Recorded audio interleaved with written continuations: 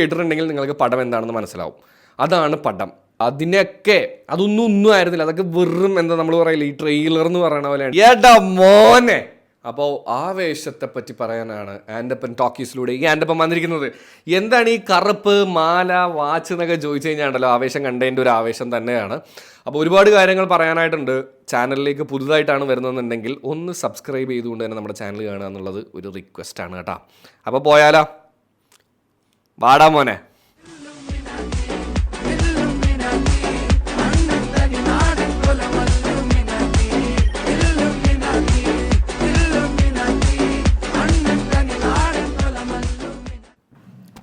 Yes, അപ്പോൾ welcome back to Andappan talkies. Andappan ടോക്കീസിൻ്റെ movie റിവ്യൂയുടെ ആദ്യ മൂവി റിവ്യൂവും കൂടെയാണ് ഇത് കേട്ടോ.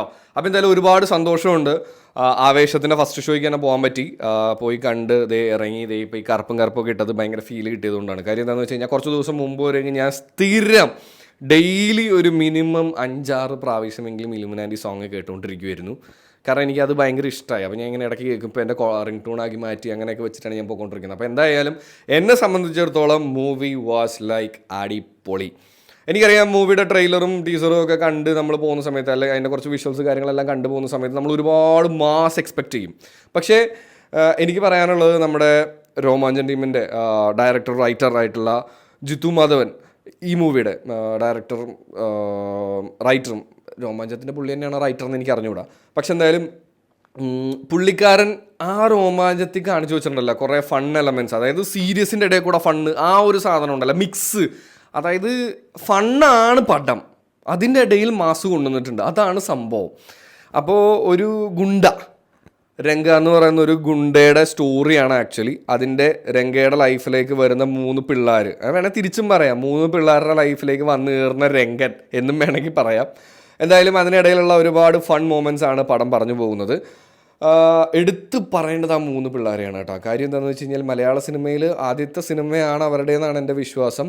ഹിപ്സ്റ്റർ ആവട്ടെ, റോഷൻ ആവട്ടെ, കണ്ടോ, ഇതാണ് നമ്മളൊരു സാധനം എടുത്തുകൊണ്ടിരിക്കുമ്പോൾ അതിൻ്റെ ബാക്കി കിടന്ന് ഈ കാണിക്കുന്നതിന് എന്ത് പറയാം മോനെ.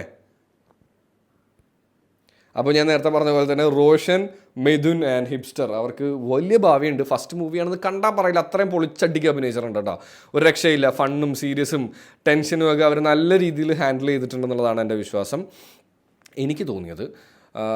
പിന്നെ നമ്മുടെ അംബാൻ്റെ റോൾ ചെയ്ത എന്തുവായിരുന്നു ഈ പേര്, സജിൻ ഗോപു. പുള്ളിക്കാരൻ്റെ പേര് എനിക്കറിയില്ലായിരുന്നു, പക്ഷേ ഞാൻ പുള്ളിക്കാരൻ്റെ ഒരു വലിയ ഫാനാണ്. ഫസ്റ്റ് രോമാഞ്ചത്തിൽ പുള്ളിക്കാരൻ്റെ അടുത്തുള്ള റോള് ഭയങ്കര ഇഷ്ടമാണ്. അതുപോലെ തന്നെ എൻ്റെ വിശ്വാസം ശരിയാണെന്നുണ്ടെങ്കിൽ ജാനമനിലും പുള്ളിയുടെ റോള് പുള്ളി തന്നെയാണെന്നാണ് എൻ്റെ വിശ്വാസം. പുള്ളി ഒരു രക്ഷയില്ല. അതൊന്നും ആയിരുന്നില്ല. അതൊക്കെ വെറും എന്താ നമ്മൾ പറയില്ല, ഈ ട്രെയിലർ എന്ന് പറയണ പോലെയാണ്. ഇതിൽ പുള്ളി പൊള്ളിച്ചട്ടിക്കിയിട്ടുണ്ട്. എന്ന് വെച്ച് കഴിഞ്ഞാൽ ഞാൻ പുള്ളിയുടെ ഈ കഴിഞ്ഞ ദിവസങ്ങളിൽ ഫഹദ് ഫാസിലിൻ്റെ ഫഫയുടെ കൂടെയൊക്കെയുള്ള ഒരു ഇൻ്റർവ്യൂവിൽ പുള്ളി ഇങ്ങനെ പറയുന്നൊരു സീനുണ്ടായിരുന്നു. ഞാൻ ബ്രഹ്മയുഗം പോലുള്ള സിനിമകളൊക്കെ വന്നിട്ട് അത് മാറ്റി വെച്ചിട്ടാണ് ഞാൻ ഈ മൂവിക്ക് വേണ്ടി ചെയ്തതെന്നുള്ളത്. അതിനെന്താണ് ഇതിൽ പുള്ളിക്ക് കിട്ടിയിട്ടുള്ള റോളും പുള്ളി എടുത്തിട്ടുള്ള മാസും പുള്ളി കൊണ്ടുവന്നിട്ടുള്ള ഫണ്ണും ഒരു രക്ഷയില്ല എന്ന് പറഞ്ഞു കഴിഞ്ഞാൽ. അംബാൻ അഴിഞ്ഞാടുകയായിരുന്നു, അടിപൊളിയായിരുന്നു, ഒരു രക്ഷയില്ല മാൻ. നിങ്ങൾ വേറെ ലെവലായിരുന്നു. നിങ്ങൾ പടത്തെ നല്ല രീതിയിൽ ക്യാരി ചെയ്തിട്ടുണ്ട്. ആൻഡ് എടുത്തു പറയാനുള്ളത്, എനിക്ക് ഫഹദ് ഫാസിൽ ഒരുപാട് നമ്മുടെ ഒരു കർണാടക മിക്സ് മല്ലുവിൻ്റെ ടോക്കുകളൊക്കെ ഉണ്ടല്ലോ, അത് അറിയുമോയെന്നറിയില്ല, പക്ഷെ ഭയങ്കര രസമുണ്ടായിരുന്നു. പുള്ളി അത് നല്ല രീതിയിൽ എടുത്തിട്ടുണ്ട്. ആൻഡ് ഫണ്ണിന് ഫഹദ് ഫാസിൽ അടിപൊളിയാണെന്നുള്ളത് നമുക്ക് മുമ്പേ അറിയാം. ഫഹദ് ഫാസിൽ ഒരു ഗ്രേറ്റ് ആക്ടറാണ്, ഒരു രക്ഷയില്ല. പക്ഷേ ഞാൻ ഇടയ്ക്കൊക്കെ പറയുമായിരുന്നു, ഞാൻ എപ്പോഴും പറയാറുള്ള ഒരു കാര്യമാണ്, പുള്ളി ലിമിറ്റഡ് ആക്ടറാണ്, പുള്ളിക്ക് ചില കാര്യങ്ങൾ ഇങ്ങനെയൊക്കെ തന്നെ ചെയ്യാൻ പറ്റുള്ളൂ എന്നുള്ളത്.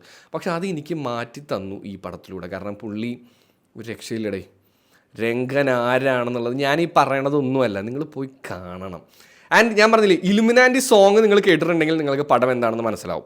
അതാണ് പടം. എനിക്ക് പേഴ്സണലി ഒരുപാട് ഇഷ്ടമായി. ഞാൻ എന്തിനാണ് ഈ ലുക്ക് വന്നതെന്നുള്ളത് നിങ്ങൾ ഫ്രണ്ടിൽ കണ്ടില്ലേ. കാര്യം എന്താണെന്ന് വെച്ച് കഴിഞ്ഞാൽ അത് ഈ പടത്തിൽ നിങ്ങൾക്ക് കുറച്ച് കഴിയുമ്പോൾ മനസ്സിലാവും.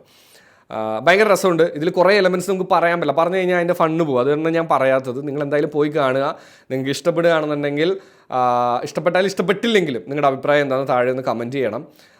എൻ്റെ ഒപ്പീനിയൻ വിഷുവിൽ നിങ്ങളുടെ ഫാമിലി ആയിട്ടൊക്കെ പോയി ചിരിക്കാൻ ചിലപ്പോൾ എല്ലാവർക്കും എല്ലാ ഏജിലുള്ള ആൾക്കാർക്കും പക്ഷേ ഫണ്ണ് എല്ലാ ഏജിലും ഡൈജസ്റ്റ് ആവുന്നത് തന്നെയാണ്. ചിലപ്പോൾ എല്ലാവർക്കും എല്ലാം കണക്റ്റ് ആവണം എന്നില്ല, ബാംഗ്ലൂർ ലൈഫ് ബാക്കി സംഭവങ്ങളൊക്കെ. സോ അതുകൊണ്ട് തന്നെ വിഷു ചിരിക്കാൻ ആഗ്രഹമുള്ളവർക്ക് ആവേശം കാണാം എന്നുള്ളത് തന്നെയാണ് എൻ്റെ അഭിപ്രായം. സോ പോയി കാണാം. എനിക്ക് രംഗൻ എനിക്ക് മാറിയുള്ള ഇത് കഴിഞ്ഞിട്ട് വീണ്ടും എനിക്ക് ഒന്നും കൂടെ മറ്റേ നമ്മുടെ പാട്ട് വെക്കണം, ഇലുമിനാറ്റി സോങ് വെക്കണം, അത്ര എനിക്കിഷ്ടമാണ്. സോ പേജ് ആദ്യമായിട്ടാണ് നിങ്ങൾ കയറി കാണുന്നതെന്നുണ്ടെങ്കിൽ ഒന്ന് സബ്സ്ക്രൈബ് ചെയ്യാനും മറക്കരുത്. Thank you. നിങ്ങളുടെ കമൻറ്റ് മസ്റ്റാണ് കേട്ടോ. അപ്പോൾ പൊളിക്കുക. ഞാനിത് ഇനിയിപ്പോൾ ഈ ഷർട്ടൊക്കെ അഴിച്ചിട്ട് നല്ല ചൂടാണ്, വെള്ളമൊക്കെ കുടിക്കാൻ നിങ്ങൾ മറക്കരുതെന്നും കൂടെ ഓർമ്മിപ്പിക്കുന്നു. ആൻഡ് പ്ലസ് ഞാൻ വർഷങ്ങൾക്ക് ശേഷം പോയി കാണാൻ വേണ്ടി പോവാണ്. അത്യാവശ്യം നല്ല റിവ്യൂസ് കേൾക്കുന്നുണ്ട്, യൂട്യൂബിലൊക്കെ കണ്ടു. അപ്പോൾ ഇനി ഞാൻ പോയി കണ്ടു നോക്കിയിട്ട് വൈകുന്നേരം അതിനെക്കുറിച്ച് അപ്ഡേറ്റ് ചെയ്യാം കേട്ടോ. അപ്പോൾ സി യു.